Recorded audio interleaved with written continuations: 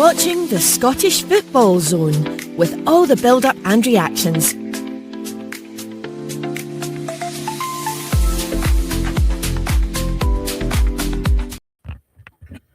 There we go.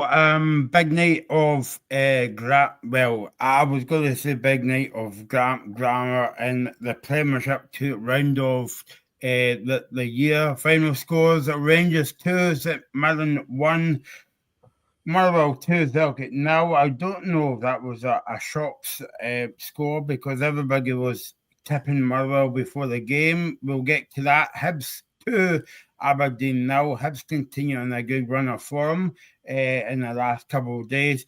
Livingston's deep in trouble at the bottom of the table.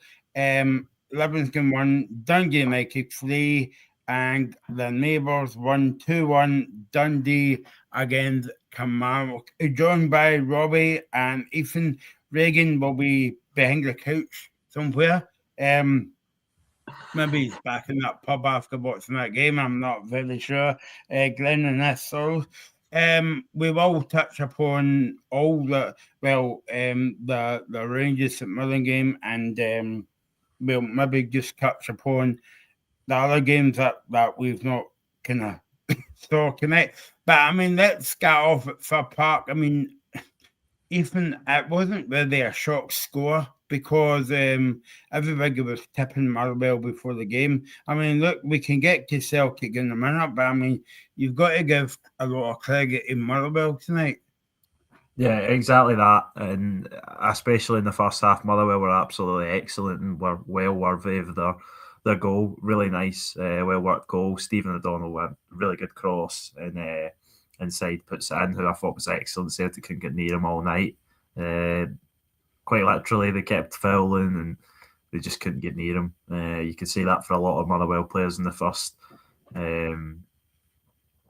half, especially. I think Motherwell had more possession than Celtic in the first half. Let me check. I'll just double check that. 51% Motherwell had to Celtic's 49 in the first half, which is something that we don't see very often or at all with Celtic domestically. I said, especially against teams that aren't Rangers. I was looking up to try and find the last time that Celtic had suffered that across a 90-minute game. Celtic did have more possession by the end, but if you watched the game, you would have known they'd done little to nothing with it, apart from the last 10 minutes when they played with a little bit more urgency. But Celtic were really, really poor, and I think this competes for one of their worst performances since Wilfred Nancy's come in. But Motherwell were excellent and were well deserving of their goals in each half. The second one, Kasper Schmeichel makes an error. You could maybe say Arne Engels should do better with it as well. But yeah, Celtic were really poor.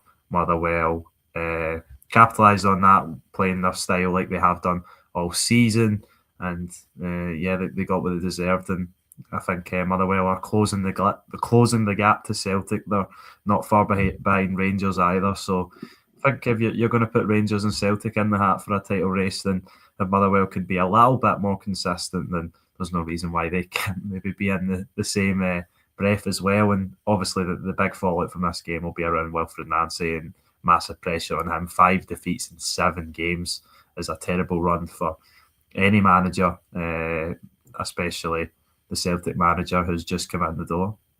Ethan, sorry, Michael, I was just going to say, obviously, I'll give my plaudits to Motherwell. It was a brilliantly earned win, and Michael, you sort of said about a shock result. I think it was only a shock that we only finished 2-0, to be honest with you. With the way the game went, Motherwell were exceptional, and we can go on later on the show and talk about how good they were, but just to ask you then about Celtic and sort of get into the more negative side, Ethan, one thing that really confused me during the team sheet, I didn't really mention it on the show, but I sort of thought it in my head, Kasper Schmeichel getting picked again. And for the second goal, you've got to say some of it was at least his fault.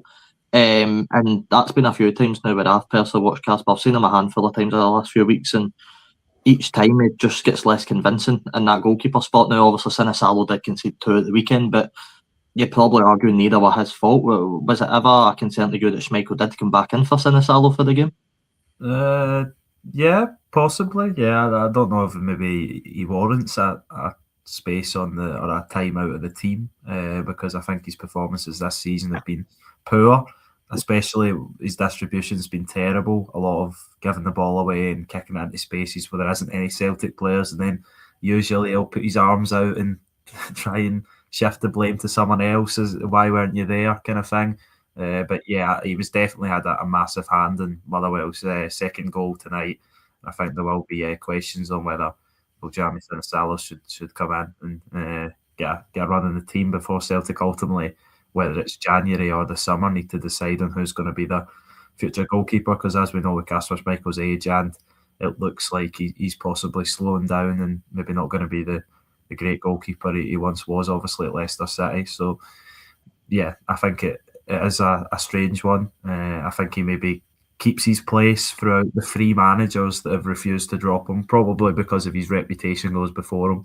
Obviously, who his dad was, but a really good goalkeeper, Premier League winning goalkeeper in his own right. So yeah, I think that is one to look out for, but I don't think there's any Celtic players who can come away from tonight happy with their performance or warrant being 100% starter in the next game, which is one of, if not the biggest game of the season so far, and it feels like you're going to say that a lot with Wilfred Nancy, but if he doesn't get a result at home to Rangers at Saturday at midday, then he's going to have a lot of work to do. And I said that on the pre-show about that he had a lot of work to do after the 4 defeats in the bounce. Well, it's almost as if the work he'd done over the last 2 games is sort of wiped out now. He needs to build it up again, and that'll need to start with Rangers, because I don't think the Celtic board are going to act quick enough to remove him from his duties now. I think that probably would be very quick, but some Celtic fans will want him to go. But I don't think the Celtic board will be as reactionary as that. I think they'll be a little bit more measured, and they may leave it too late. So yeah, we'll see. It's very interesting. It makes Scottish football a very interesting dynamic this season, because a lot of people expected Celtic to go to Fir Park and win and close the gap to Hearts at the top. A lot of people, including some of us ourselves, expected a draw. I expected a draw. Robbie, I think, said Motherwell would win by a 2-goal margin, so Robbie got that one, well, bang on, nearly. So yeah, it makes it really interesting. I think you've got Motherwell, as I said, can be a little bit more consistent and can play like that every week. They're capable of taking points off any team in the league, and I'm sure they have done this season. I think they've taken points off everyone, Hearts, Rangers and Celtic included. There we go. Keep the comments coming in. Paul will get to Aberdeen very soon indeed. Don't forget, if you've got a favourite moment of the year, let us know in the comments, and we'll ask you guys before the end of the show. Ethan, I think this just sums up one Celtic fan tonight and a lot of other Celtic fans watching. James is commenting on YouTube. Thanks for watching, James. He said, "It's the first game in my life I've never watched a full Celtic game." I don't know about you, Ethan, right, but since Nancy's come in, it's like watching Celtic during the COVID season. Yeah, it's very much like that. They don't really, you can't really see a purpose of what they're trying to do. I think you could do in the last 2 matches, but again, it was back to square one really, where Celtic weren't creating enough to warrant scoring any goals. And I think if you look across the matches, this was probably the one they created the least chances out of the 7 games. And you thought maybe they had got over the sort of hill with that over the last 2 games. Dundee United, even though they lost, they created a good amount of chances. But they were nowhere near Motherwell tonight, both on and off the ball. Motherwell were absolutely excellent. They kept the ball well, they pressed really well. And someone was telling me that that was at the Rangers game that it was one of the best pressing teams they had ever seen at Ibrox. And that's the praise that they got. And you've seen that tonight. Celtic barely could keep the ball. And once Motherwell had it, they were in control almost all the time. That was the difference from even a few months back when they went to Celtic Park and Callum Ward gave the ball away, and it ultimately led to a Celtic goal, which fueled their comeback win. But that didn't happen today, and that shows the progress that Motherwell have even been on since the last time they met Celtic, and what a great job Jens Berthel is doing, and what a find it's been for Motherwell. And I think that Motherwell fans should enjoy this football because it's certainly the best football I've ever seen them play, and I'm not too sure that the Danish coach will be along for too long if he keeps his team playing this way, because they've been absolutely excellent this season. And if they can, as I keep saying, I sound like a broken record, if they can be a little bit more consistent and play like this every week, or close to this every week, then they'll have no problem against anyone in the league. And there's no reason why in this wacky season they can't make a run at the title. Robbie, I was just going to say to you, I know that you probably saw bits of the Celtic game in one eye or maybe two eyes in Ibrox tonight, and Ethan was watching the game as well, the Celtic game. But I mean, Celtic has got a real problem, Ethan, right? And this goes back to Brendan Rodgers' time as well. Celtic don't deal with the high press. Like St Mirren done it when Celtic beat them at St Mirren Park 1-0 that night. Lucky to win that game. I've told you on the show, Robbie. The cup final against Aberdeen, high press. Rangers, high press. And obviously tonight Motherwell was in Celtic's faces for 90 minutes. I mean, a team like Celtic, they can't cope with that. Even it must be a concern. But if I can just come in, Ethan, if you don't mind, I think you're right.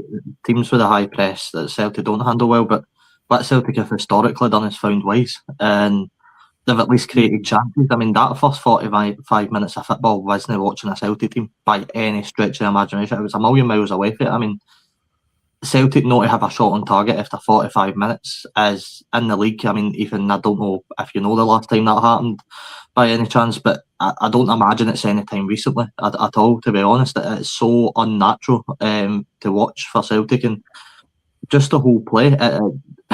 It's so fascinating, Michael, that we've just watched a few weeks with Martin O'Neill, and we've seen the players in such high spirits, and after beating Rangers at Hampden, and you're looking at that going, all right, you can see the Celtic team are building something, they're building a bit of momentum. The mentality must be really high, they must be really happy with the way they're playing, and all that just gets ripped apart. And as much as every Celtic fan, and rightly so, will blame Nancy, and Nancy will get the criticism, I don't believe one man can screw that up in a matter of weeks. I don't believe it's fully him. I struggle to believe one man's fully turned the momentum around and it's now gone so toxic and so negative.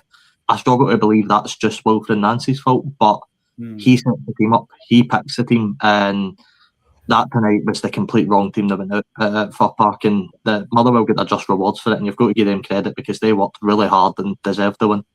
Yeah, you're completely right. It's not just Wilfred Nancy's fault. He's obviously going to take the brunt of the responsibility because he's the Celtic manager. You listed all the things that includes. But Celtic were miles off of Motherwell tonight, both on a technical level and a level of willingness to win the ball, willingness to hunt down the opposition and get the ball back. Some of the Celtic players looked disinterested at points in the match. Some of the substitutes that came on especially didn't look like they were really up for the battle. Arne Engels obviously had an involvement in the second goal. He was meant to receive Kasper Schmeichel's ball out. But when he doesn't get the ball, instead of really trying to win the ball back, he just stands there and lets Motherwell put it in the net. Whereas if he had tried to get back in, he might have had a chance. Thought Luke McCowan had a really, really poor game. One of his worst, if not his worst, in a Celtic shirt. Who else came on? Shin Yamada came on at half time. Didn't have too many chances. He had one chance, which was saved by the Motherwell keeper.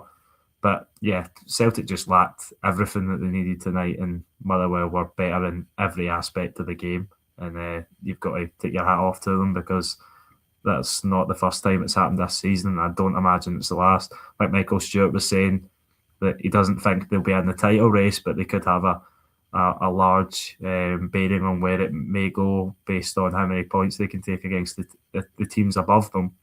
But as I've said, if they keep playing like that, then there's no reason why they can't be in the conversation come the split in May, and hopefully they are, because it would make for an even more interesting title race. You would say there's 3 in it at the minute, and why not a 4th? Why not Hibs? They've put together 2 big wins as well, so it's very tight at the top. I know Hearts are a little bit away from maybe the teams below, but they're only 3 points ahead of Celtic, and then I think Motherwell are 5 behind Celtic. So there's a lot of football to be played, and the league will not be won tonight. We're still, I think most teams have played half their games now, apart from St Mirren, the only team that played less than half their games. So, we've got ages to go, and hopefully the second half in 2026, the first half of 2026, is entertaining as the season's been so far.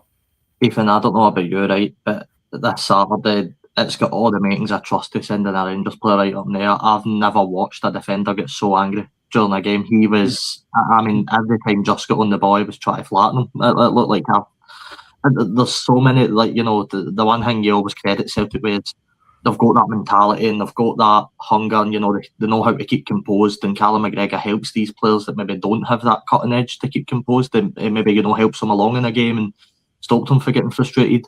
I've never seen a team like that. I mean, literally every time Trust to get near Just, they look like I want to plant him right up in the air. Yeah, no, I understand probably his frustration, because I think Austin Trusty's been one of the ones who's been okay. I don't think he had a great game tonight. I think he was pretty poor along with his teammates.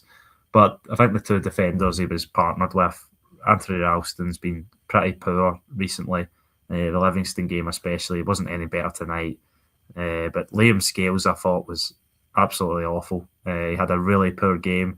And for someone who I've been a defender of and said points this season even was the best defender or performing the best in Scotland, he's miles off that now. And the system, I don't think suits him.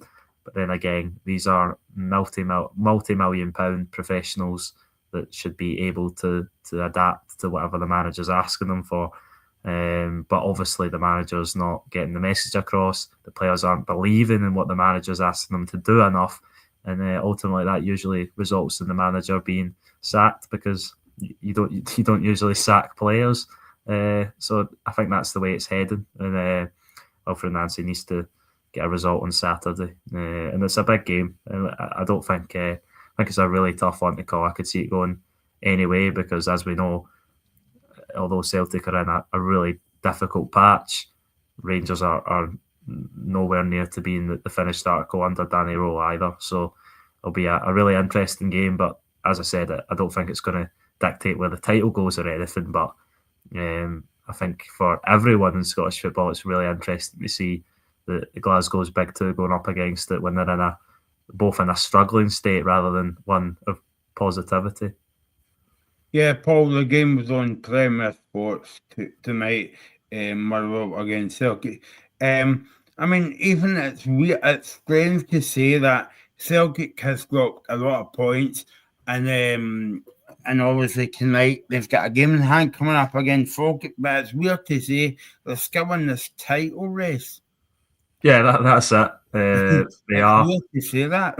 Yeah, no, it is weird to say that, but it's just the nature of how the seasons went, and with Celtic and Rangers being poor, maybe like we've never seen, maybe not never seen before. It's not that to that extent, but to levels that we've not seen for a long, long time, especially in Celtic's case, then opens up the opportunity for a team like Motherwell to take points, a team like anybody in the league, it seems, to take points, and then a team who can find consistency and a manager that all the players believe in, like Hearts. They can really build something special, and that's what we've seen so far.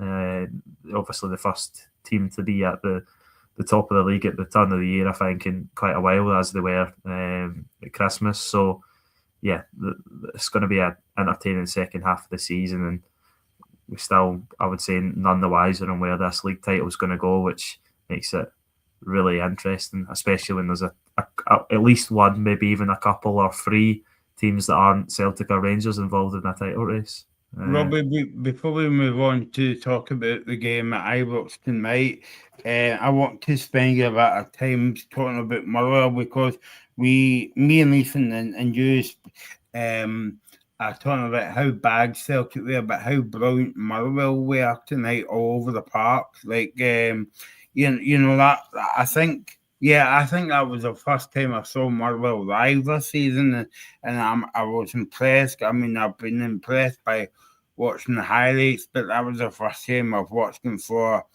90 plus minutes tonight, and I think all you could, the only wee positive that you could take out, maybe if it was a positive, if Celtic were lucky they never get beat 4 or 5-0 tonight. And that's where the only disappointment will come in for Jens. He'll probably be taking a lot of positives away from that, but thinking that could have been a lot more to us. You're right. And Michael, when Michael Wimmer left the club a few months ago, before the season begun, if you had told Motherwell fans this would be the case, they probably would have laughed at you, to be honest. The club at that time, I remember speaking about it on the show and sort of saying, where they're going to go for here, who they're going to appoint when Jens get appointed. I was maybe a bit sceptical about the appointment and maybe didn't know what was going to happen, but it's just been so up and so positive since he joined. And missing guys like Mas Vinicius, who you mentioned on the pre-show, due to him travelling back for AFCON. It looks like when he comes back, he's going to struggle to get in the starting 11. I don't see a spot for him right now with the way Motherwell are playing. They're superb. As I mentioned, Elijah Just, absolutely amazing. Ibrahim Said looked a really, really good player as well. Elliot Watt, I thought, was another standout player. And to be honest with you, Michael, you could go through the whole 11 and just say every single one of them deserved praise because they were all excellent. And the back four, I was maybe a bit critical at points, and maybe said that's the one area I look at Motherwell and said they need to strengthen.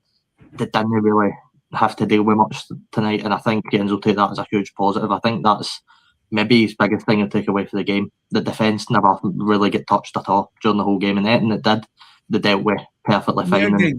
Maybe the goalkeeper as well, Robbie. No, Callum Ward. No, barely had anything today during the whole game, and Jens will be hoping for more of that. And as much as I was on the show and I sort of brought that up about Motherwell being a slight outside shout, and they still are, by the way. I'm not by any means on here saying that's Motherwell in a title race or any means by it, because they've got a lot of consistency in it to build before we even talk about that. But they've got to fancy their shouts at trying to get in that top four now and solidify themselves up there, because they deserve it and they're putting in good performances. I know for the fact the players on Saturday, and they'll be really looking to kick on and get 3 points in that game as well. Another game at home, then they travel away to Hibs. So it's a good chance for Motherwell to build a lot of consistency, and a lot of praise does need to go to them, because everything tonight, Michael, we know what it's going to be. It's going to be Nancy out. It's going to be Celtic fans, their reaction. All the big radio stations and all that will be Celtic fans phoning in complaining about Nancy, the players.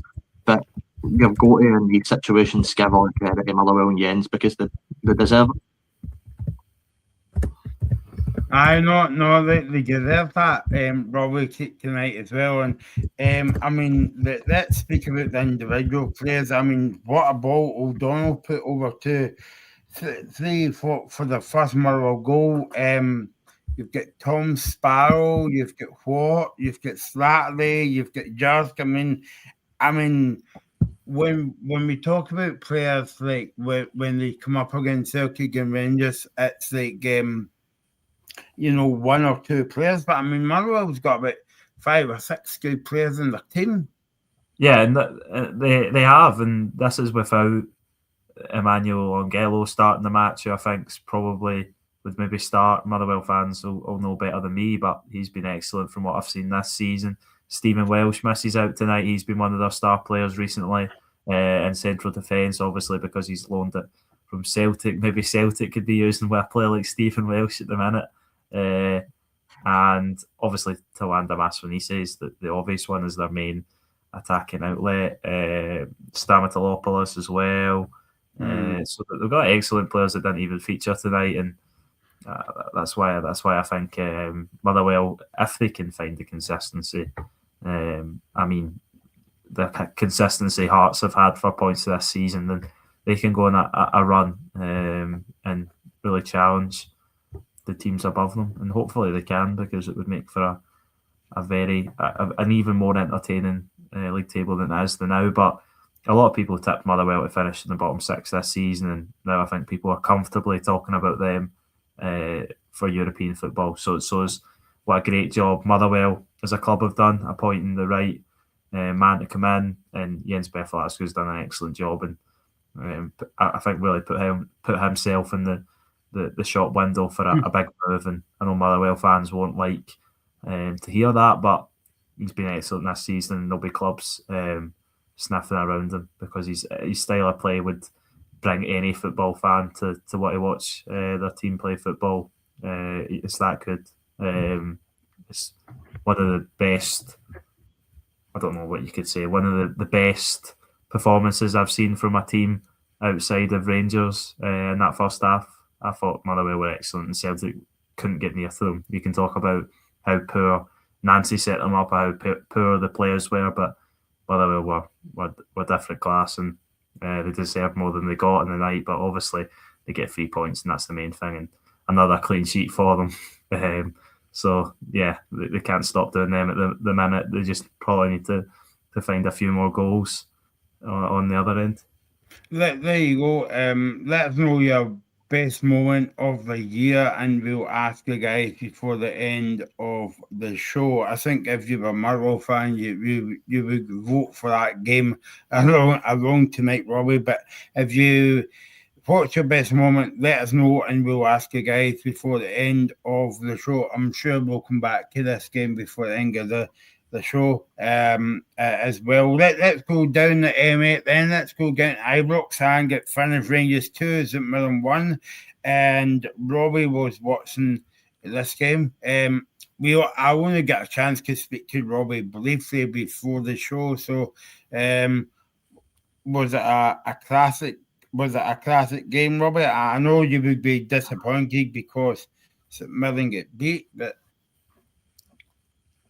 no, it wasn't a classic at all, Michael. It was a very frustrating afternoon for us, and I come away from Ibrox probably in a bit of humble pie. I came on the show, openly slated Yusuf Chamika and said that he wasn't going to be any danger to us, and he actually looked like Rangers' best player and he got man of the match on the night. So that shows you everything that I know. But you know, when you take defeat, you've got to give credit, and I thought Rangers deserved it early 90 minutes, to be honest. They outplayed us in the first half.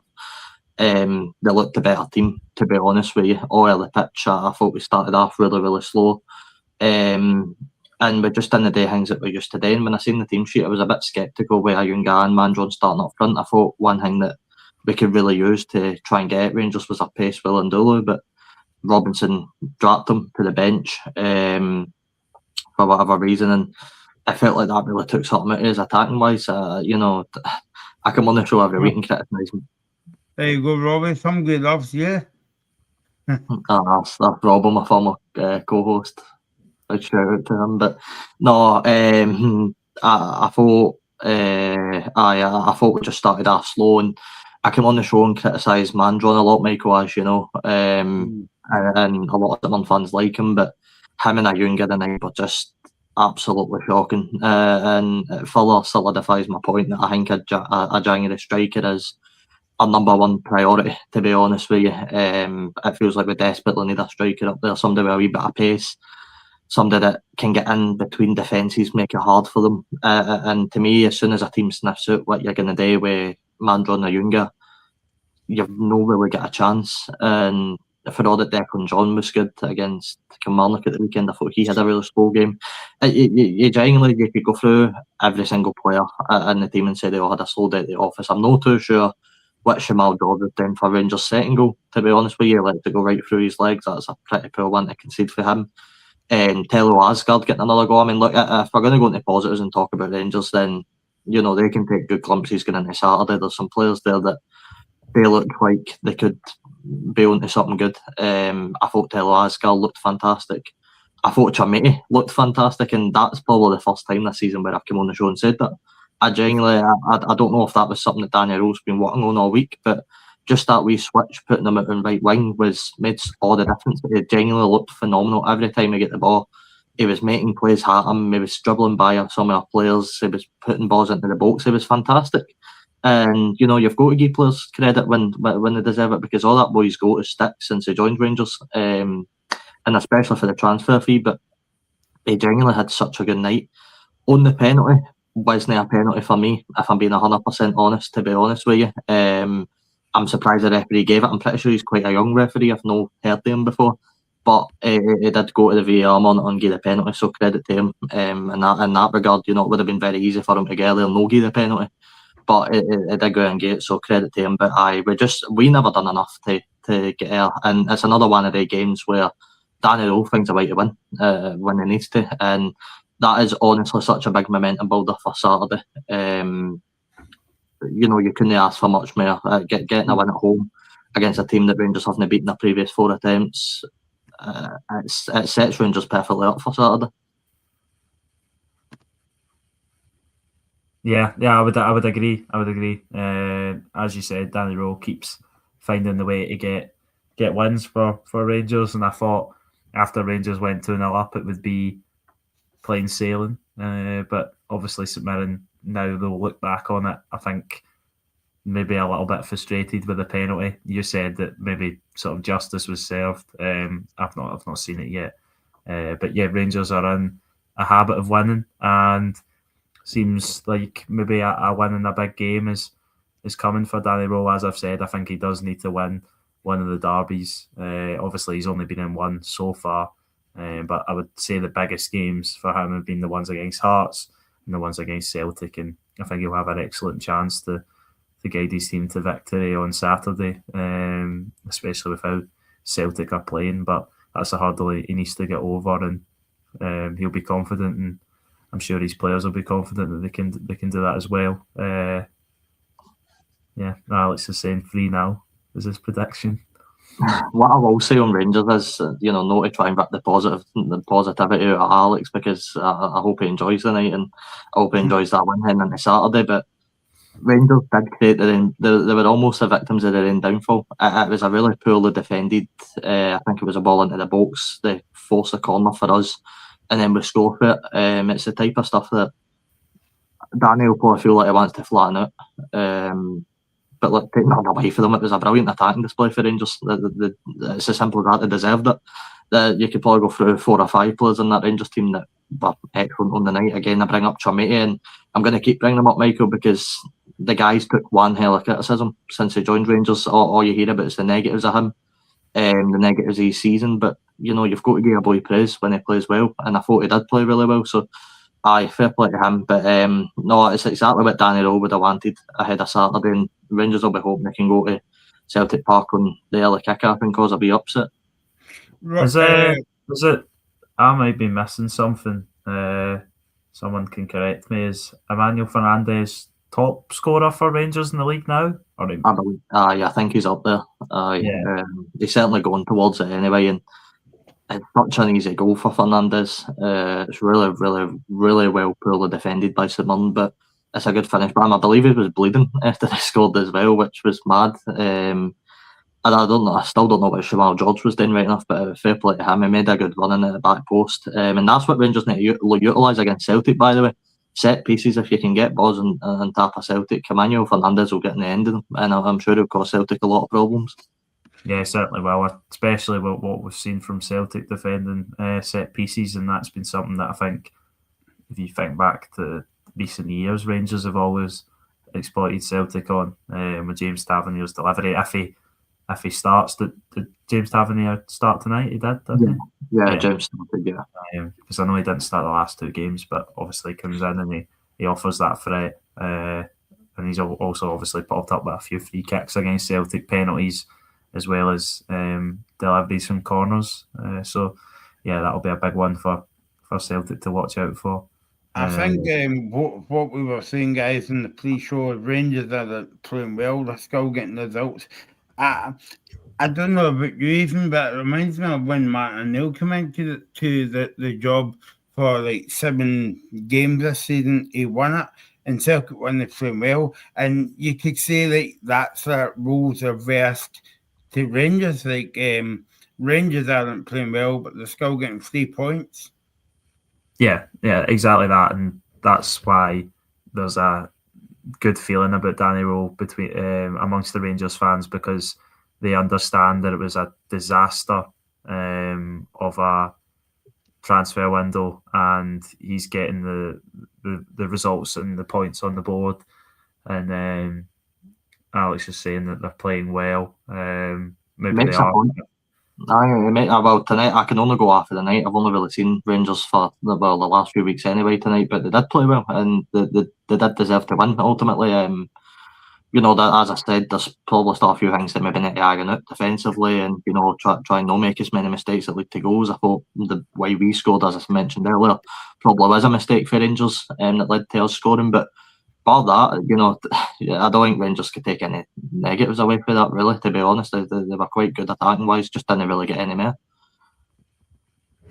Yeah, I agree. And yeah, as I said, I think a big result's coming for Danny Rowe, and he'll want to do it on Saturday. But I think we know who, maybe a bit of a silly question, but who do you think it's a bigger game for, Danny Rowe or Wilfried Nancy?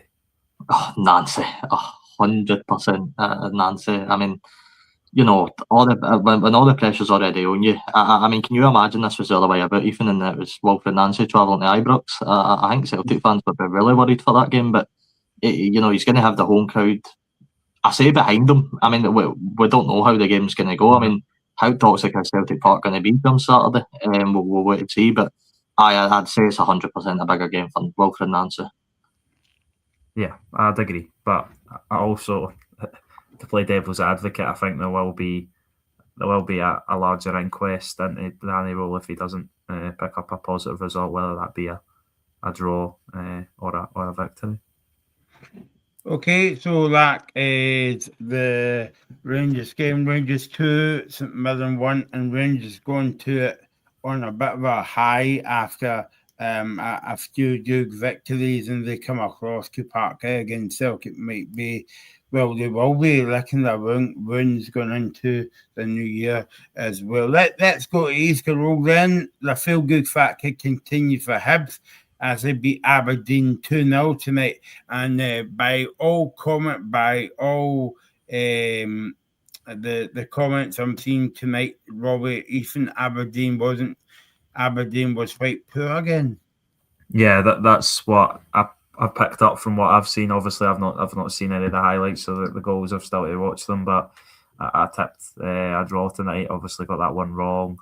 And Hibs continue their great run with two big wins in the space of a few days. Obviously, over their rivals, now over what you would call one of their main opponents. You pointed out at the start of the season for that, the European places, and yeah, Aberdeen, a lot of fans, I think I've seen Paul making the point that they think David Armitov needs a stint on the bench, and it's really interesting because every time not every time, but from some of the highlights and statistics I've seen, David Armitov's shown up really well, but I'm not going to sort of argue with the Aberdeen fans that watch him 90 minutes every week. And obviously the big mistake he made at Celtic Park the other week when he misplaced his pass to young Dylan Woban and pretty much led to the young fullback getting sent off. So yeah, I haven't seen the context of why Mitov's getting criticism. Maybe it has more distribution problems, which is what we've seen mainly with Kasper Schmeichel, although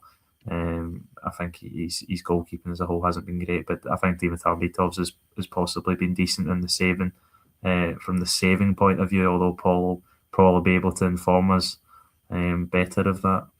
Ethan, I had the same view as you. I did put in the Scottish Football Zone group chat to Dave, who obviously has been on the show before, big Aberdeen fan. I said to him, every time I've watched Mitov, the handful of times, I didn't think he was doing that bad. I actually thought he looked quite good some of the times I've seen him. So it is interesting. I'm excited to watch the highlights and see sort of what went wrong tonight. I know a few people now have said he's had a shocker, so he's potentially made some mistakes. And you're potentially looking at Celtic and looking at Kasper Schmeichel in the same sort of boat. Another goalkeeper that's making a few mistakes. And I do think managers need to get a bit better at drafting players no matter who it is. And I do believe the Aberdeen fans are right. If Dimitar Mitov is on his top of his game, he probably is one of the best goalkeepers in the league. But when a goalkeeper's not playing well, it's like any other position, you should draft him for not playing well. And it will be interesting to see if Mitov does get dropped for the weekend. I'm not too sure who Aberdeen play, but I'm sure it'll be interesting for Paul Donaldson to see what the team sheet is come that game. Yeah, and it shows the sort of embarrassment of riches in that position that Celtic had. I know it doesn't look like that anymore, but had to start the season when you thought of how well Kasper Schmeichel played last season, barring the obvious error against Aberdeen, which led to Aberdeen then going on to penalties and winning the Scottish Cup final, as I'm sure Paul remembers very fondly. But then you said Sinisalo is the backup, who was a sort of younger keeper, still developing. And then the third choice, they went and signed Ross Doohan, who you would imagine Aberdeen, maybe if Celtic hadn't went for him, might have went for him as a number two at Aberdeen, and he might have been playing for Aberdeen and might have been the man to come in for Mitov. And now Celtic are reluctant even to go to Sinisalo before Doohan, who's sitting outside of the squads, not even getting a look in. I'm sure he would have been well prepared for that when he re-signed for Celtic, but it just shows the sort of differences in finances and the situation of where Celtic are in the league and the financial sort of ability they have to every other team that's around them. There's Robbo at the wind-up part saying that Gogic had to leave someone. Please no, can we get him on a 10-year contract? That would be nice. But no, when we talk about I agree. I think, Celtic have had a good array of backup goalkeepers early years. You could probably go through a list of Celtic and Rangers goalkeepers and go, he's a good backup, and these guys don't get any chances. And you actually, you get to a point where you probably start to feel bad for them, because I'm sure Sinisalo's a good goalkeeper. I'm sure he's got a lot of qualities, a lot of positives, and I'm sure he probably could be Celtic's number one, but he's just not getting that, that run of games in the team. I thought he played well on Saturday, Ethan. Yeah, I didn't think he'd done much wrong. I didn't come away from the game thinking, need Kasper Schmeichel back in there. And he obviously had that stint towards the end of last season as well. So, yeah, there must be some reason why Kasper Schmeichel keeps getting in the team. But, yeah, you never know with these kind of things. But I agree with Robbie. It's sometimes the most difficult thing being a number two goalkeeper, because regardless of how poor the number one's playing and regardless of what you're doing in training, it's not as if you can come off the bench for 15 minutes and make an impact, is it? It's a position unlike any other, and that's the difficult scenario that the Vojami Sinisalo and the Aberdeen number two, who I really should know who that is. I'm going to actually check right now, find themselves in. But I mean, all credit to Hibs, Robbie. I mean, David Gray's turned it round again, because I mean, a few weeks ago he was under pressure, wasn't he? And he beat Hearts at the weekend. I say comfortably. At the end of it was a bit nervy, and then tonight with another brilliant 3 points at home to Aberdeen. Aye, a fantastic result. Ethan, I believe the backup goalkeeper, just as I'm reading the team sheet, is Nicholas Suman, I think. Yeah, the backup goalkeeper. That's what I've found as well. The Australian who was on loan at Cove last season.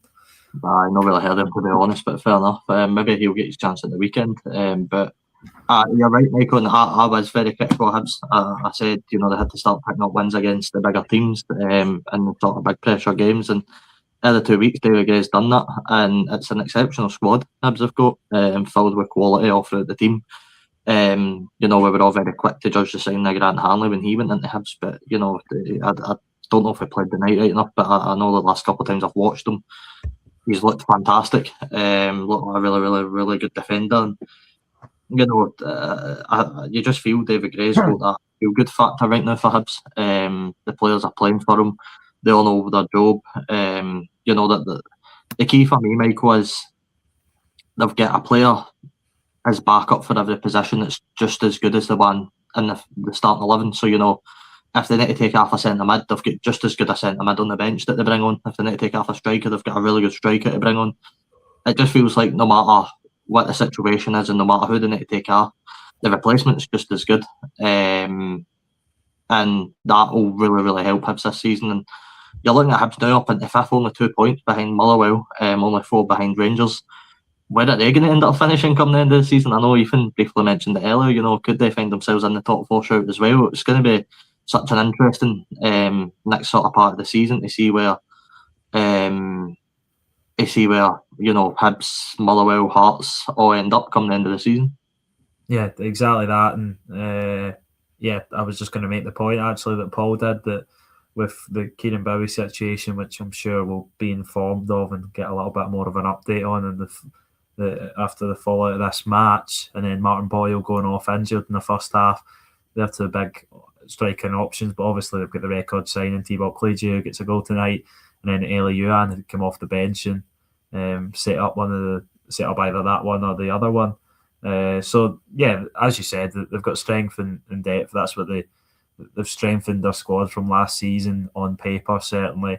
And I think probably if you look at the points tally from where they were at this point last season, then I think they probably have more points, because remember they were struggling down the bottom of the league with Hearts at the start of last season. That seems a long, long time ago now when Hearts are top, and you're talking about Hibs maybe on the periphery of a late run at a title. And I think maybe we're handing that phrase out a bit too excitedly now with Motherwell and Hibs, but you never know. It's been a strange old season, and if the teams can find a run like Hibs did last season, then there's no reason why they can't put their name in the hat. Yeah, no. So another good win for Hibs, another good week, you would say, as well. At home to Hearts in the derby, and at home to Aberdeen as well. Before we move on, guys, if you have got your best moment of the year, let us know in the chat, and we'll ask Robbie and Ethan before the end of the show. If you're new to the show, I saw a couple of new faces in the chat. Brilliant to see. If you want to, well, not if you want to, go now and subscribe to the Scottish Football Zone channel, or else don't come back. No, I'm on, okay? It's Christmas and all that. Can't be nice. That's my New Year's little thing to try and be nice to people. No. Subscribe to the Scottish Football Zone on YouTube, and you can sign up to TikTok. Robbie and Reagan and Ethan is doing, if you want, Ethan is doing brilliant work for the channel there. And also subscribe to our Spotify channel. If you don't want to watch us, you can listen to us. Just download the Spotify channel, and I think, well, what I'm saying, I think I should know this, Robbie, but I think it's just the Scottish Football Zone on Spotify. You can tell it was me that set it up, but anyway, so you can listen to us live on there as well. I knew. Let's move on to Dundee. Then good result for Dundee tonight at what certainly was. Dundee 2 come out 1, and Dundee has got a long journey at the weekend, Robbie. Walk across the road, and you're playing Dundee United in the derby. Aye, and what a way to go into the derby as well, with an absolutely massive win. Ethan, did you predict 2-1 Dundee, or was that somebody else? Yeah, no, I predicted 2-1 Dundee. I only got to the actual, what would you say, results, is it, when you say who won or who lost or a draw? I only got 2 of them right, but I got them bang on. I said 2-1 Rangers, and I said 2-1 Dundee. The rest I was pretty far away, in all fairness, but yeah, I seen Dundee winning, and they did, despite Kilmarnock getting the opening goal. Yeah, and a massive shout out to Charlie Riley, who has came through Scotland. You know, Michael was speaking about, you know, youth players sort of making their journey through Scotland and staying in Scotland. Well, I know Charlie Riley used to be at Albion Rovers. I actually first heard about him through Robbo, who's in the chat. He used to tell me stories about Charlie, said he was always a good player. I know he had that really good season a couple of years back, where I think he scored about 20 goals and get 10 assists in a season for Albion Rovers. And I know he's sort of been shaky since he joined Dundee. I think he's had a couple of knocks, a couple of injuries that's kept him out of the team, but he's come back in, took his chance, and what is a really, really, really big win for Dundee. I didn't expect it, to be honest. I thought after watching Kilmarnock at the weekend, I thought they'd go up and take at least a point away from Dundee, but I was proven wrong, and you know, I think that's the story of the season. I think Stephen Presley just keeps proving people wrong again and again and again. were so we were so quick to criticise the guy early in the season, but he's 2 games, a 2-game winning streak now. Only I think 1 loss in the last 4. Going into Dundee derby, Dundee will be fancying their chances at Tannadice at the weekend. Yeah, they certainly will. And I had a sneaky suspicion about Dundee maybe beating United in the last derby, which United obviously won pretty comfortably at Dens Park. But yeah, I think I'm even more confident about Dundee this time because the run they've been on. They've strung together some decent results. I seen it coming tonight. I thought they would get the win because I think Kilmarnock are really in sort of free fall at the minute. Now Dundee are 6 clear of Kilmarnock and 10 clear of Livingston on the bottom. So yeah, as you said, it's an excellent job Stephen Presley's done because I think you've got to look at the squad he's got at his disposal. I don't think anyone was expecting Dundee to sort of peek their heads above even close to maybe ninth place. I think a Dundee fan told me that 9th place would be a really good finish for Dundee, and I know that we're far from the climax of the season, and Robbie will not want to imagine finishing below Dundee. He's a St Mirren fan, but they're in a great position at the minute, and if they can keep picking up these results here and there, I know most of them have been at home, then that's fine. They'll be okay, and they'll have a decent season, and then they can really back Stephen Presley as a manager that they trust, and they can trust to develop players because obviously that was his role at Brentford before. So yeah, I think Dundee will be really happy with themselves at the minute, but it's a whole different game going across the road to across Tannadice Street to meet their rivals Dundee United.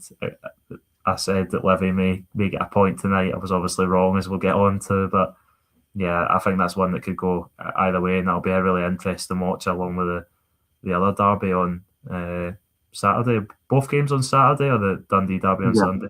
Yeah, No, Dundee derby 3 o'clock, I think, on Saturday. Yeah, both games live on Sky, so that's good to see. Aye, On Sky on Saturday. Yep. 3, same as Yep. same as 27th. no, Yep. So you've Money got business going on there. Michael, just on what Ethan was saying there, it's a great 2 wins for Dundee, and you look at their next 4 and you're thinking, all right, where are they going to be come the next 4 in the league? Because it's Dundee United, Hearts, Rangers and St Mirren, and Rangers and St Mirren are 2 away games. So you're now looking at the next 4 games, and then I think they play Motherwell at home after that on the Wednesday. So you're now looking, can they build momentum? Can this really be the push on? Because you could get to the next 5 games and if no won any out of the next 5, and suddenly they're right back to square one, or they could go and pick up points in all the games. We just don't know. So it feels like I know at this point it's a really important period for every team in the league, and I get that. But for Dundee and Presley, if he can go on a good run here and start picking up points in every game, then you're going to be talking about Dundee having probably one of the best seasons at the lot, considering the circumstances that they're in. You know what I mean? As Ethan said, it was kind of a squad bundled together for players that named it respectfully to them, by the way, named they really knew who many of them were. They came for the non-leagues in England, they came for anywhere Presley could get his hands on players, and he sort of brought it together and made a real unity of a team that looks like they can genuinely beat anybody at home. So it's going to be such an interesting next 5 games for them. Yeah, and I think what we've done, maybe our last point, what we've seen with in the league this season, is that there's not much between all the teams. That any given day a team can beat another team, and I think people like to think that's always the case in the league, especially us as very passionate supporters of our football in our league. But I think even more so this season with how poor Rangers and Celtic have been by their standards, and you would say, I think the only 2 teams that I would really say are maybe overperforming or going above their expectations this season is Hearts and Motherwell. I think the other teams, obviously, Robbie will be very happy with lifting a trophy, but in terms of league position and how they've performed in the league, I think they're the only 2 teams. Maybe you could say Falkirk is a newly promoted team, being pretty comfortable with the relegation zone, but then again, a lot of people expected that from John McGlynn and that Falkirk team. So Dundee if they can push on and get some really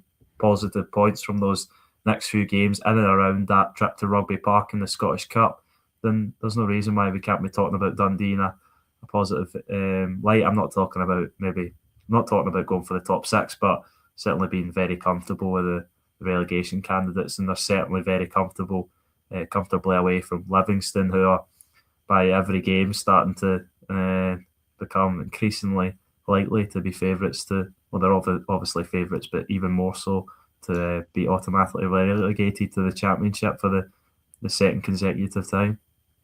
Ethan, I know you laugh at Reagan's predictions because they're a bit wild and wacky, right? But I think you're going to laugh at my kind of like prediction here as well. See Lyle Cameron going back to Dundee and loan till the end of the season. Oh, I didn't see that, but I think that would be an excellent bit of business for probably both teams, because at Rangers he's not really had I'm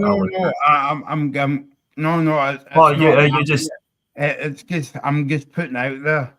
Oh yeah, well yeah, I think that would be. I didn't see that, but obviously you've just made it up there on the spot, so that's why I didn't see it. But no, I think that would be an excellent bit of business, just a 6-month loan, because he's not really getting a kick at Rangers at the minute. No. It doesn't look like, and no getting a game. So why not give him back to Dundee for 6 months? There's probably other teams in the league that would happily take him, because I think he's a very talented player. But I think he'd be excellent for Dundee, and he would become, well, okay, maybe you could say Simon Murray was their talisman last season with the accolades. He got the goals he scored, and so right, he deserved them. He was obviously in the Player of the Year, the final 4 names for that, and he's obviously had a massive drop-off this season with a lack of goals. Lyle Cameron could go there and be the real talisman, as he pretty much was before, and be that bit of quality that Dundee need, because I think he would go in and probably comfortably be their best player. So I think he would be an excellent bit of business for all parties. I think Scott Arfield would be a good shout to go in there and do a good job. No, I do believe that Arfield will probably end up playing in the Championship. I think he is close with Partick Thistle and Ross County, for what I've read. But you know, if you're a team like Dundee who have a lot of young players in the team, and you know, it's a team that are going to take a few years to properly develop and stuff like that. You know, an experienced head might not be the worst thing in the midfield. You know, to keep a sort of stable in there. Right enough, again, I don't think that will happen, and I think Michael, your shout would be the one that I think Dundee fans would probably prefer, to be honest, if they had to pick. But I don't think Arfield for any of these clubs down there, like Livingston's, Falkirk's, Dundee's in around that area. I don't think that'd be a bad pick up for any of them. Of course, he's just been to Falkirk, so it's obviously not going to be there. But you know what I mean? Like, they sort of teams, I don't think it'd be bad. I think you could be right, Robbie, about Arfield going to Partick Thistle, because I'm thinking about the Rangers connection, Alec Ray for Hill and all the rest. Aye, it would be a smart bit of business for Thistle. It would give them that bit of quality for, you know, that promotion push that I'm sure the Thistle fans will be wanting them to go on. I did see a rumour as well that he's linked with the Morton manager job, which I don't know if there's any truth in that, but that would certainly be an interesting appointment. If it happened before Saturday's first game would be at Partick Thistle, so it'd be interesting to see how we get on there. But no, I do think if he wants to continue playing, then a team like Thistle would be a really, really, really good place for him. Okay, let's move on to the last game, and the last game of the year. Well, do we want to answer? Sorry, Michael, to jump in. Do we want to? Paul's put an interesting question for us. Yeah. Okay, sorry, Paul, I never saw that. Yeah. What needs to happen at Aberdeen, your views? Should Jimmy be sacked, or should he stay in the job? We're going backwards as a club. Well, I mean, I don't know about you guys, but I mean, since the Scottish Cup, or maybe before the Scottish Cup, they have been going backwards. But in saying that, he got off to a good start, you know, but football's all about moving forward, Ethan. Yeah, it is, and Aberdeen are way off where they probably want to be or need to be at the minute. They're not even in content. I think they set out, like, as I said, with Hearts and Hibs, and maybe you have to write it off because of how good Hearts have been, but they would want to be in contention for 4th place, and they're not really close to that at the minute. There's no signs of anything happening in a positive light. They've went through a few phases this season. I'd say maybe one in particular that was quite recently, where they picked up a few decent results back to back, but it's been a story of near misses and inconsistencies at Aberdeen this season, and I think Jimmy Tillett's got to take responsibility because he's got a really strong group of players there. But yeah, it's a really difficult one. Do you stick or twist? Do you stick with a guy who started last season so well and hope that he brings back something even half as sort of positive as that, or even half as positive as winning the Scottish Cup? He obviously started last season so well and ended last season so well, but now we see him a long time away from those moments. And yeah, I think it's a really difficult one. I'm always one to try and give the managers a chance, but I think he's if I was giving him rope, he's running out of rope pretty quickly, Jimmy Tilley. I'd make 100% agree with what Ethan said there. You're looking at the next 3 games. It's a double header against Rangers and Falkirk up next. If you don't go to Falkirk and pick up 3 points, there will be demands to get sacked. That's just how it rolls at Aberdeen. Falkirk are now in great form, so I get Aberdeen on there as well. I mean, it wasn't long ago we were talking about them being on a 7-game unbeaten streak. They're on a 4-game, they kind of get a win, a 1 draw at the last 4, 3 losses. So, they're holding absolutely zero consistency. And if I'm being honest, Michael, I would sack Jimmy Tilley. To be honest, I don't think, bar the Scottish Cup, he's done enough in the league to warrant being the Aberdeen manager. Aberdeen, as much as I don't think they are the 3rd biggest, some of their fans like to, make it the 4th biggest club in the country. Well, in the last, you'd say 3-4 years, no saying that for Aberdeen.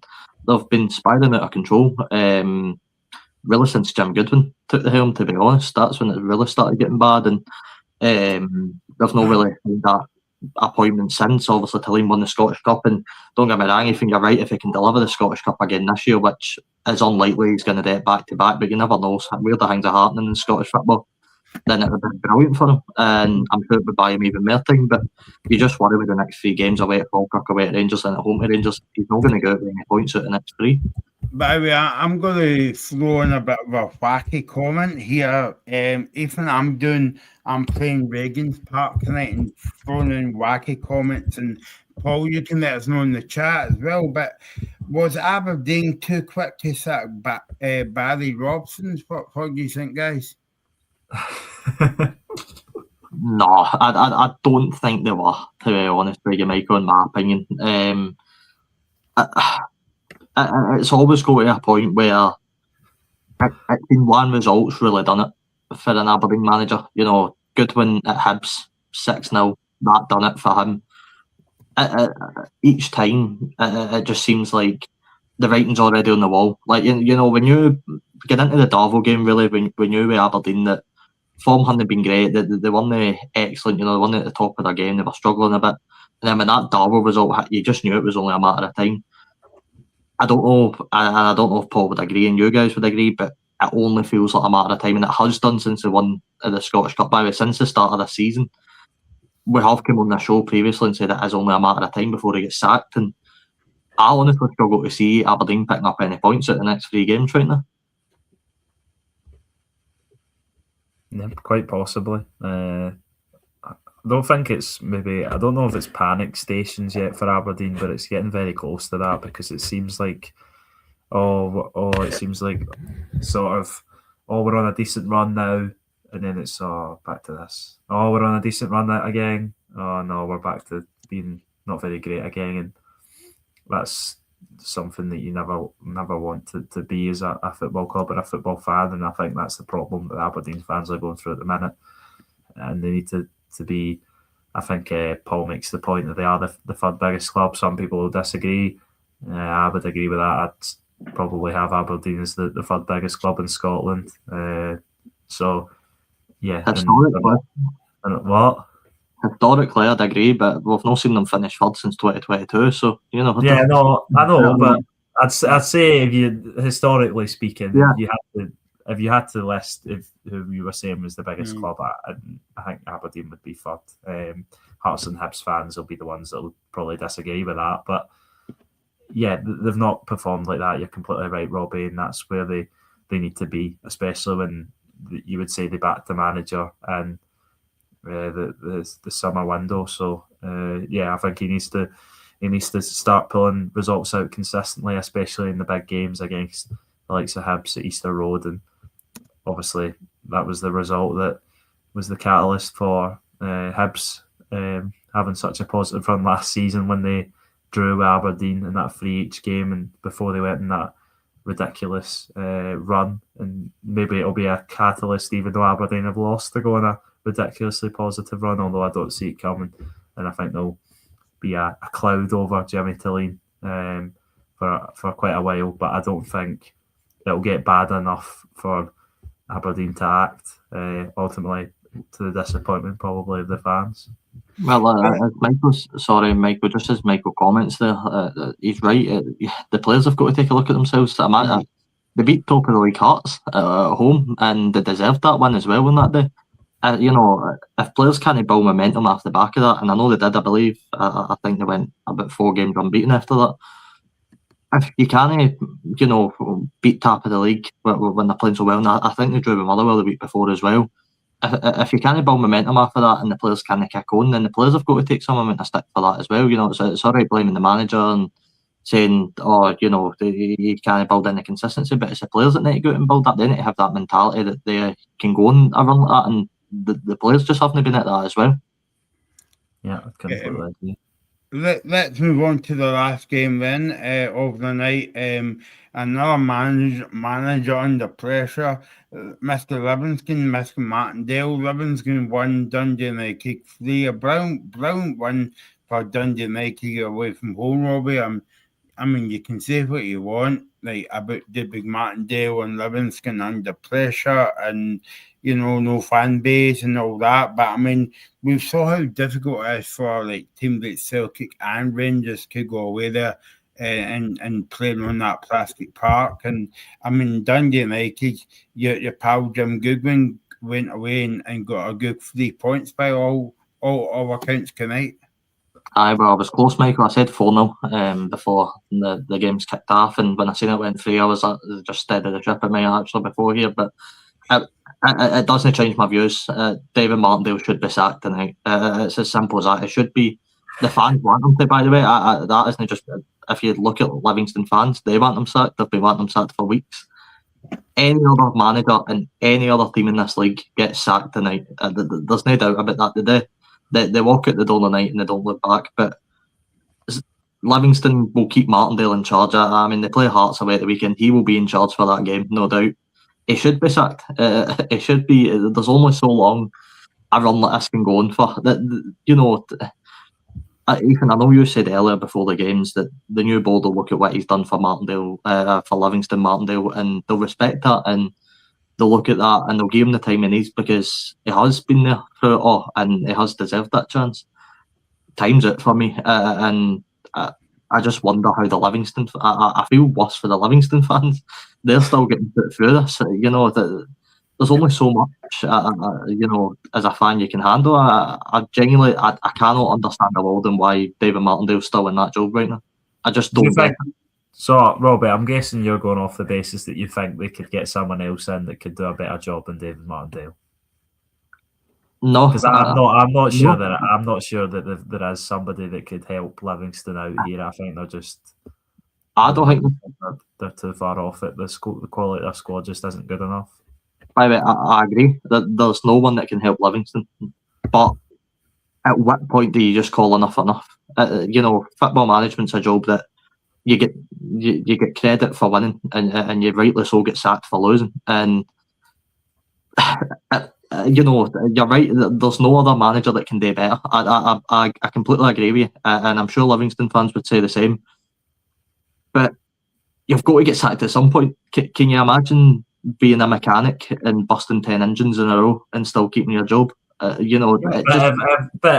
I agree. I've not really thought about Martindale getting sacked because it's just something that never comes to my mind. But I think if there is someone out there that can do a better job with those players and maybe prevent Livingston getting relegated, then they've certainly got to explore the possibility. But whether that is a possibility is another question. I think that's difficult. I certainly understand the point you make, Robbie, because they are absolutely miles away Okay, at the bottom. I know Kilmarnock are close in points, but okay, another wacky comment I'm going to throw into the mix, right? It's a brilliant night. It must be a full moon tonight. Cam Davison. But I don't think he would keep Livingston up. I don't. And by the way, Ethan, I understand your point. No one right now, I believe, can go into that job that's available and keep Livingston up. They'll know. No manager right now can do it. But at what point do the board just need to try for the sake of the fact that they're 15 games without a win? You know, at what point do you just need to try, at least try something new, try and see if something works. You know, go and give Callum Davidson a phone, go and give him the job and see if that works. It might not, you know, they might go and lose another 10 games, but at least they can say they've tried, and that's my main point. But right now with David Martindale, the board can't say they're trying to fix a situation with him still in the job. They can't. He's losing week after week. It doesn't look convincing. He's travelling to top of the league. Hearts might absolutely do them at the weekend, and it would be another really sore result for the Livingston fans that I'm sure will travel to that game. Yeah, no, I completely agree with you. I think something's got to change at Livingston, because ultimately you can't be relegated by a landslide in one season, go down to the Championship, come back up, and the same happen again, as it sort of looks like it's going to happen. I know Kilmarnock are pretty close, but I think Kilmarnock have got a few more gears they can go up if they get the right manager in. I do worry about Kilmarnock, but I don't think they're in the same situation as Livingston at the minute. And I know I tipped Livingston to maybe get a point tonight. I thought throughout the season they're going to get some here and there, but yeah, it is really worrying. And maybe you think that if they get rid of David Martindale and get someone in, that they can build something fresh and new at the football club. But then again, he's been there for such a successful period of the club's history, and helped them so much along the way, that if you go for someone else, then maybe you end up being worse off. So that's the risk that they've got to take, and I think they're probably just falling into the comfort blanket, you could say, of David Martindale. But yeah, I think it's a really difficult one, and I'm sure the fans are going through it as they were 2 seasons ago. So yeah, I wouldn't want to be a Livingston fan at the minute, and hopefully they can turn it around and start to make the relegation battle as entertaining as the league title battle. Michael, I'll sorry, just quickly, I'll sit here on the 30th of December and tell you confidently they are getting relegated at the end of the season. There's absolutely no doubt in my mind they will be bottom of the league with Martindale in charge come the end of the season. I believe that. Just a quick word on Dundee United, Robbie, before we move on to your moment of the year. I know I know I'm building this up to be a wonderful thing that you're going to say, Robbie, but I think I know what you're going to say. I've been saying that for the past week, and by the way, I hope you're not going to say anything different. Because I've been telling the world that you're going to say this, but anyway. So Dundee United. I think he's going to say something different to what you've said, right? I think so as well, but then again, maybe not. Robbie, what about your pal Jim Goodwin? Fantastic win for Jim. He's 5 games unbeaten. They look really solid. After I think it was the Hibs draw at home, people were giving him a bit of criticism, but he's built a good form. He drew with Motherwell, stopped him for scoring. He beat Celtic. He's now drew with Hibs and Aberdeen, and now he's beat Livingston. It's a brilliant run for Goodwin, and he's done a good job at Dundee United in my opinion. To be honest, he's now in the top 6. But full credit to him, he's built a good squad that was getting criticised a lot at the start of the season. They sort of brought in bodies from all different parts of the world, their different leagues, and they were sort of trying to gel the squad together. And maybe that's why it didn't, go perfect in Europe at times. But he's had a real nail of form on the head, I'd say. And with the Dundee derby up at the weekend, you're now looking at that game and wondering who's actually going to win. I think it's going to be a pretty entertaining derby. Both teams will be right up for it. And then he goes away to Celtic on the Saturday after, and then you've got like Aaron Simon after that. So, it's a good wee chance for Goodwin to build a bit of form, but he already has done 5 games unbeaten, so he'll be looking to continue that. And Michael, I think he's getting on well, and it was a big win at Livingston as well, a win that you felt like Dundee United needed to go and get, if they dropped any points, then there probably would have been criticism on Jim, to be honest. But he got that winning pretty convincingly as well. Yeah, no one wants to be the team at the moment not to beat Livingston or to let Livingston win. It's always the pressure that you play with, playing against the team that's the sort of whipping boys, you could call it, the Scottish Premiership. And Dundee United went and dealt with that pressure excellently. They get the goal with Sapsford, and then they get the two late goals, the own goal, and then Fata getting 2 goals in 2 games, and then McLennan gets the consolation for Livingston. But Dundee United, I said a few weeks ago, I think it was before the Celtic game, when they were on that really long run or extended run without a win, and then they obviously got that big win against Celtic, and they've kicked on since then, and now they're in the top 6. And I think that would be an excellent season if Dundee United could finish in the top 6. Obviously, Aberdeen are behind them, and they're one of the big powers of the league that you expect to hit a vein of form eventually. But as we've spoke about, do they have it in them under Jimmy Talib, and can Jim Goodwin grind out another top 6 finish for United to the detriment of his old club, Aberdeen? For all that, Michael, sorry, just quickly, for all that Goodwin's got criticism, he's only lost 5 games in the league this season. That's a pretty good record gone, considering we've played 20 so far. So he's got to get the positives as well when they come in. He has had a good season. I think they will kick on. Right, your moment of the year, guys. I'm building this up to Robbie Barry, so just be warned if you're not prepared to give an answer that. I'm hoping that you'll see. It's the last time you'll see Robbie on the show, by the way. Ethan, what about you? I take it from a Celtic point of view, there'll be nothing. No, not really. No. Just we won't talk about that. We'll talk about Scotland qualifying for the World Cup for the first time in my lifetime. I'll get to see them at a World Championship. So yeah, that's absolutely excellent. It was an excellent. I wouldn't say it was an excellent campaign, because we were constantly on here talking about how negative we felt about the national team, but the game against Denmark was excellent and one of the best games of football that I've watched, and one that, like all the players and probably every other Scotland fan, will remember for the rest of my days as one of my happiest moments being a football fan in general, and probably right at the top of that. And hopefully we can make even more memories in the summer. Oh, big build up now, Robbie. What's he going to go for? Well, guys, I'm going to be honest. I need to give you 2, but you'll understand why. Oh, he's sitting on the fence, Michael. No, you will understand in a minute why I'm going to give you 2. First of all, of course, St Mirren won the League Cup. It's got to be there.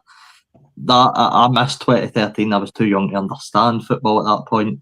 Never getting, and I honestly didn't think I'd see us win another major trophy like that. To be honest with you, there was so many low moments. We've been through Alan Stubbs, we've been through PE teachers in Oran Kearney, trying to keep us up. We've been through everything, but everything since Robinson came in just built up to that moment, and I think you could feel that after the game for him and the whole group of players. So that is going to be my moment, but I can't go through 2025 and no give another shout out to John Attenborough, who got given a Give Vision headset this year to help him see for the first time and watch a couple of games for his beloved Dundee United. Such a moving story, Michael, which I know John is a huge friend of the show, and honestly, I've never felt so emotional reading a story in my life. It was absolutely brilliant to read.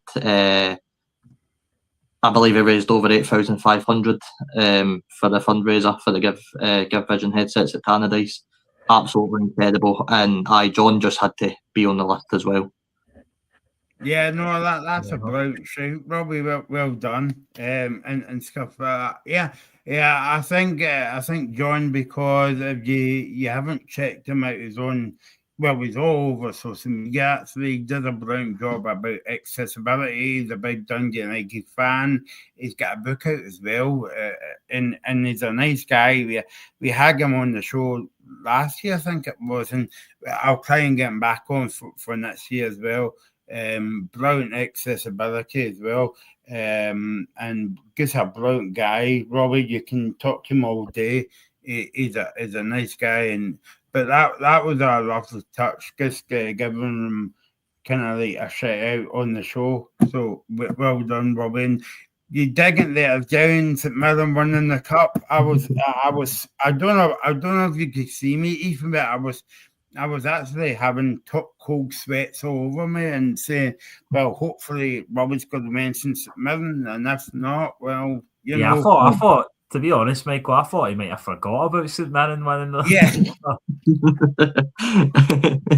No, at the moment, I promise you I'll never forget. But Michael, we're interested. Can we hear your moment for 2025? Yes, I will go for.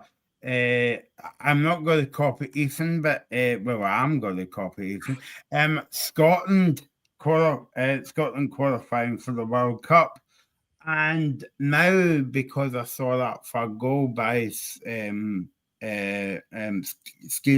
McLean, because I think I told you guys on the show that night that Stephen McLean. Stephen McLean, yeah. Kenny McLean. Because I thought the ball wasn't going to go in the net because I was actually jumping about the living room thing, take it the corner flag, and then that's when the ball went in the net. So Mikey just received John's book from my daughter for a Christmas present. Looking forward to reading it. Well, it's a brilliant read, Mikey, and you can tell us what you think in the new year. Yeah, but that's my moment. Scotland qualifying, and I think maybe a second one for me, just because I can do that. I can present the show and I can make things up as I go along. By the way, my name's Michael. Just in case you think I'm making it up, maybe Hearts. Top of the league as well, because I think it's good for Scottish football as well, because we're kind of caught up between Celtic and Rangers, but there's more teams in the division apart from Celtic and Rangers. I'm not saying that they'll be there at the end of this season, Ethan, but that's my kind of like two moments. So yeah, that's my moment. But yeah, Scotland going to the World Cup, but I think the biggest achievement if Scotland gets out of the group, because so many times, guys, you've seen Scotland going to tournaments, the Euros as well, the two back-to-back Euros. Like hee-haw, that means nothing, by the way. And so let's get the group and let's. The group? We're winning it all, Michael. Why are we being so negative? We're taking the World Cup back to Scotland. I was trying to pace myself when Paul comes in with a nice message as well. Aberdeen won the Scottish Cup, hands down the best day of my life. Well, I think that was the worst day of Ethan's life. But there you go. Okay. No, not at all. So that's us finished, guys, for this year. I say this year, we'll be back on Sunday next year, but it's next year. Thanks to everybody. It's contributed to the show over the past year. Thanks to Ethan, thanks to Robbie, and thanks to Reagan. I think Reagan's still in the pub somewhere. So I'm going to get him out the pub and buy him a kebab to get up the road. We'll be back on Sunday. Have a nice new year when it comes. And subscribe to the YouTube channel and do the usual things. And we'll talk to you next year, or should I say, on Sunday. You're watching the Scottish Football Zone with all the build-up and reactions.